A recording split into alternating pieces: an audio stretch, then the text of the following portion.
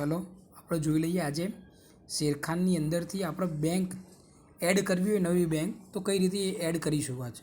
તો પહેલાં જોઈ લઈશું સ્ક્રીનશોટ ઉપર કે ભાઈ ઓવરવ્યૂ રહ્યું ત્યાં ક્લિક કરીશું, 3 લીટા રહ્યા ત્યાં ક્લિક કરીશું એટલે લાસ્ટની અંદર નીચે પ્રોફાઇલ કરીને લખેલું વચ્ચે મેનુ રહ્યું ત્યાં એ મેનુ ઉપર ટચ કરીશું એટલે આ રીતનું ઓટીપી અથવા તો ફિંગર જે તમે સિલેક્ટ કર્યું સેટિંગ કરેલું હોય એ પ્રમાણે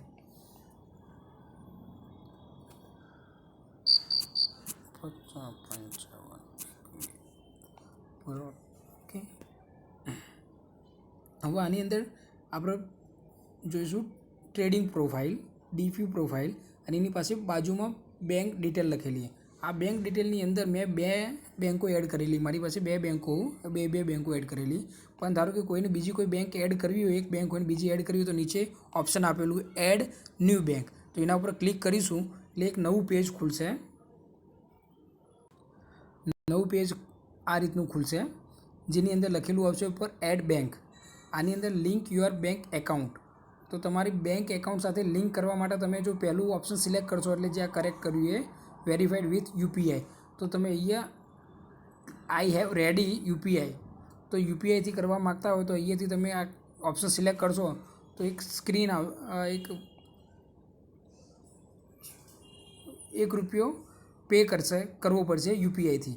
જો ₹1 પે કરશો બારકોડ કોડથી તો તરત જ બેંકની આઈએફસી કોડ, બેંકની ડિટેલ બધી લઈ લેશે।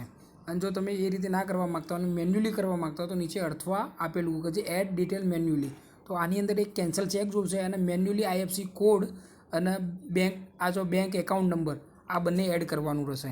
તો જો આપણે મેન્યુઅલી એડ કરીએ આની અંદર, તો મેન્યુઅલી ઉપર સિલેક્ટ કરી અને કન્ટિન્યુ કરીશું।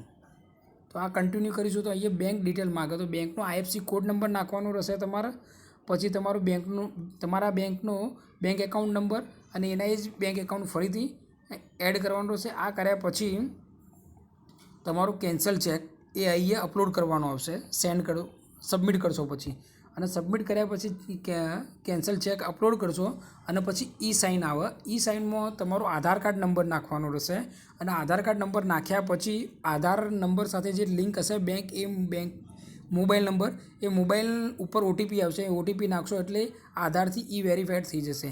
અને આ ઈ વેરીફાઈડ સક્સેસફુલ થઈ ગયા પછી 24 કલાકની અંદર બેંક તમારી એડ થઈ જશે, બરાબર। આ શેરખાનની મોબાઈલ એપ્લિકેશનથી તમે પોતાની નવી બેંક એડ કરી શકો છો।